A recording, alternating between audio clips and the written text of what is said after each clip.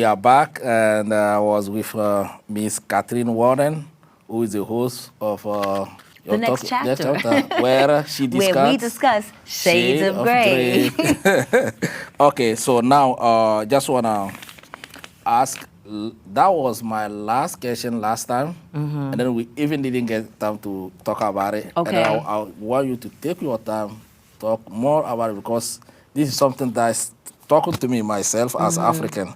So what's your opinion on why the African community focuses on organizing more cultural events than economic, educational, or political events? Because it's the hook. Is what gets people's attention.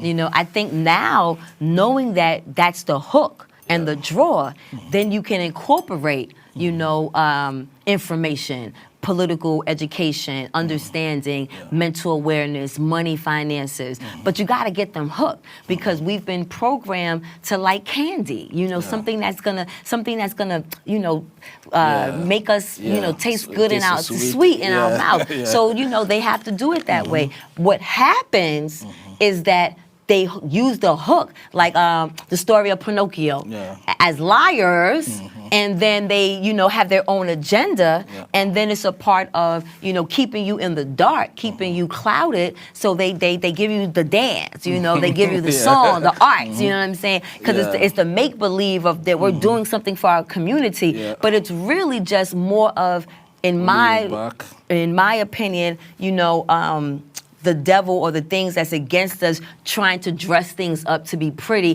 to keep us distracted. But the organizations like the Cultural Oneness, who uses the arts, because their festival has a fashion show, music, you know, artistry, but in that packaging comes the youth forum, comes the investment opportunities about agriculture. So you have to be strategic yourself, know your own identity, and keep to your agenda. For years, my company this year is 20 years old, but I always have incorporated the arts with education. So I know that I need something sweet, so I'll do like a luncheon at a gallery, but I'll do it for, let's say, a women's organization, so that the women can come out, have a lunch, but then be encouraged by other empowering women in business. But it's an art gallery, so we have art, we'll have fancy food, we'll have a DJ, you know what I'm saying? But we're learning something at the same time, and we're contributing to the art, because we have to rent the space at the gallery, we have to get artists to come and put up their stuff. So it's a you combine, yes, exactly. Those so you use our culture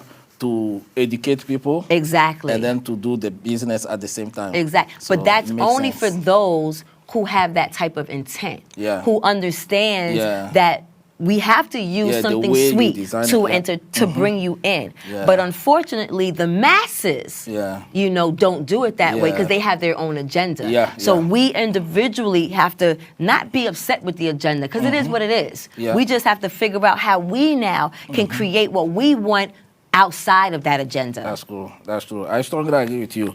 And in your talk show, you know that sometimes I'm working with my colleagues, control room.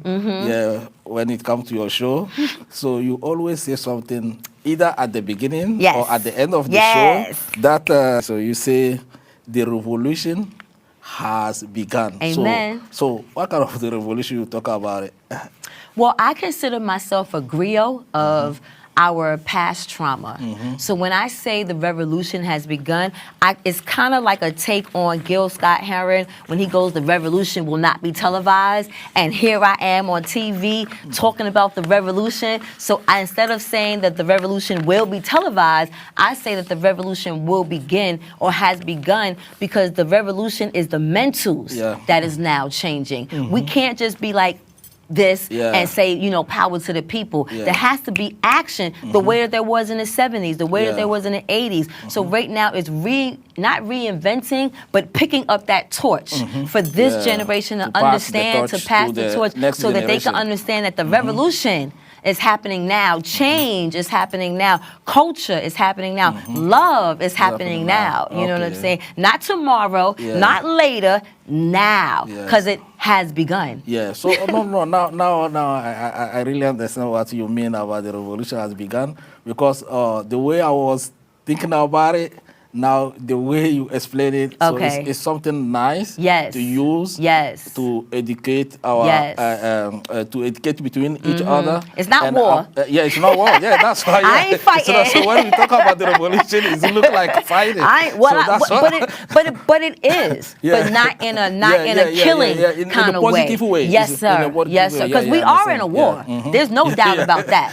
We are in a war. True. You know what I'm saying? Yeah. That's the reality. Yeah. Whether it's man or the war that's happening between God and the devil, Yeah. we're in a war. So it's understanding that us being a part of that war is that means the change starts with us. Yeah. The change is within us for everything and anything you want in your life. Yeah, that's true. That's true. So in a positive way, Yes. we can use this, all those kind of tools that we have today to empower the next generation. Yes. Yeah, to do And positive empower things, ourselves. Yeah. And ourselves too. Yeah, like we are doing now. Amen. Yeah. Yes. Okay, so what do you think about Trump administration regarding the immigration policies and the mass deportation? Well, goes back to the agenda again. You know, Trump is, a representation. I know this is not going to be politically correct, but Trump is a representation of the United States. Trump is a representation of the way people in the United States feel that don't want to be open about their racism. Yeah. So that's why, the deportation is happening, especially during his short time, because he knows he's not coming back into office. So he's trying to get as many people under what he says is criminals, coming into the country. And I'm not saying that that's not the case, but we know for years that you're not leaving your country.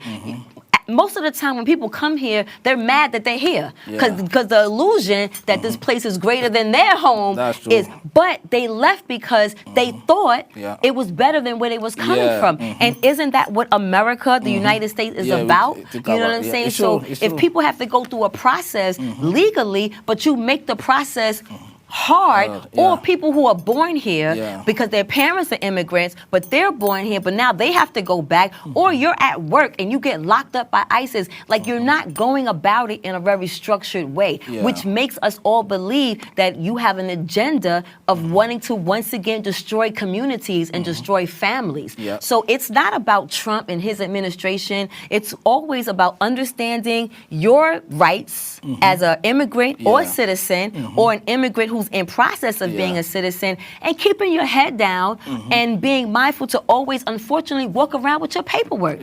Because we as Americans think that we don't, can't be affected by that. But I've heard stories of Americans being affected by that. So I think it's really waiting out this man, you know what I'm saying? And then seeing what comes after him, but I think at the end of the day, every administration causes some type of challenges. And we as a people who are strong have to figure out how to remain resilient and strategic. Like, nobody can't be out here like, you do your homework, do your research, and protect yourself. Walk around with your papers. No, that's true. And also, the beauty about this country is that Trump will only have like 3 more years to go, and then the new administration, maybe they will. But every administration is crooked. Every administration is crooked. So it really, you have to figure out how you fit in any administration you live in. It's true. I agree with you. Yeah, so are you a soccer fan? Do you like soccer? I like Beckham. No, because he's handsome. But it's so funny to watch my son every night turn it on and watch. I'm like, what are you doing? Why are we watching this? So no, but I have watched Senegal. Then Senegal and Ghana. So I've been representing my African people. But that's about it. Soccer is football. No. It's football. But I will say the most I know about soccer, and I want to give a shout out real quick. I have a girlfriend who her daughter went to school with my son, Samantha. And Samantha is this mixed white girl who literally had a whole career as a Yeah. soccer player. Okay. She went to school with my son, who's 28, and she played soccer in high school, and from high school paid for her college, and she's traveled. They're now 28, so Yeah. professionally, Samantha Rosette has been playing soccer all over the world. Yeah. So I think it's amazing when you can be an athlete Yeah. and do what you love and make a living and see the world at the same time. Yeah. Okay, that's good. That's good. So I think they tell me our time is up, but we still have like 2 minutes. Okay. So I want to know. Yeah, I want to know where the thing that you do for the organization. Okay. And also your business. So where do you want to see yourself 5 years from now? Okay, so Where 2 you are? minutes. Yeah. So the next chapter is now streaming on Roku, Amazon, and Apple. So Wow. I'm going to continue to get more platforms so that the world can continue to see the next chapter where What we you're discuss doing. shades of gray. Great. So as much as I love public access, I'm excited that I am now Yeah. on a streaming network Yeah. called In the Black.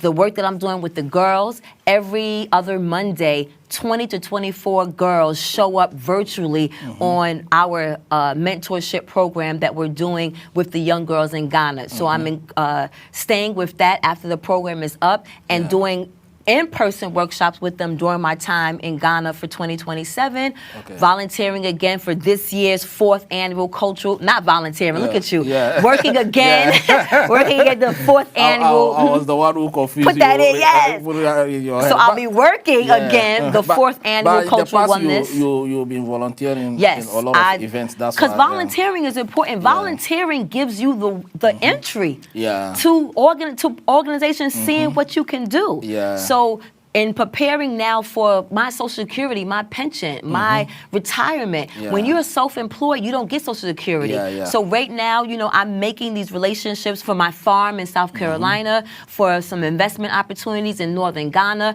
I'm still working with my orphanage in Kenya. I still got my homegirl in Senegal.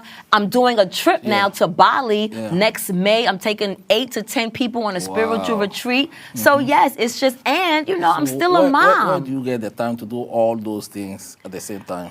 Because I delegate my time, and this is what I do. This is my life. This is my business. So everything is still how I structure it, that's accordingly. And because I'm celebrating 20 years in business this year, Yeah. I should by now know how to be organized Yeah. and put everything in its right forecast. Okay. So that's what I'm doing. And right now, I'm not a grandmother yet, so I'm Yeah. trying to do as much as I can until you before finish, that happens. That's good. That's good. So you just told me our time just finished. So what's your last word?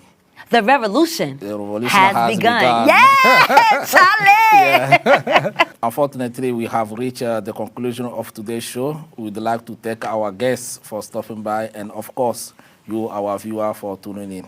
Thank you, and see you next time. Don't